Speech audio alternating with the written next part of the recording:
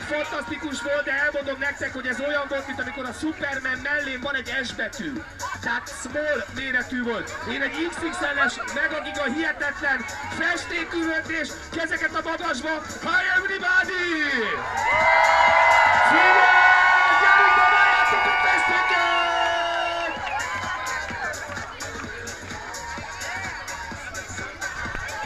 Az utolsó fél perchez érkeztünk.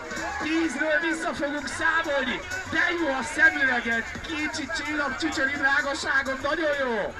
Köszöntök mindenkit, aki tűzszoknyában jelmezekben jött, és el szeretném mondani, hogy csak ezen a rendezvényen, a mai napon és a Magyarországi további eseményeket tudott megszervezni az eredeti hologram pólókat.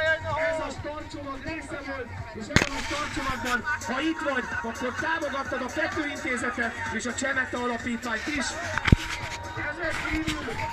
Ezek kívül amennyiben szeretnél még jótékonyabban futni, és esetleg futás után is jótékonykodni, akkor ott találod a másik oldalon a két darab sátortetővel a Csemete Alapítvány sátrát, ahol különleges futócuccokat lehet venni, és ezen futócuccok megvásárlásával támogatjátok az alapítványt. Én azt gondolom, hogy ennyit erről, és ennek már le kellett tenni a fél percnek.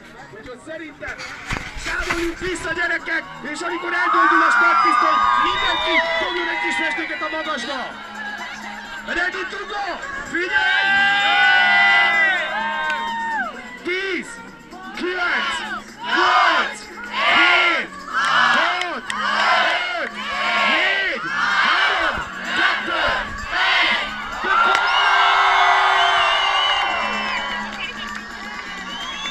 300 versenyző indult az első körben, de nagy tapsot kérek! A sajtóképviselők nem dobják el a gépet, a többiek tapsoljatok! És hölgyeim és uraim, elmegyünk és hívósokkal, a DJ-kül, a Kompaktiszka DJ-je!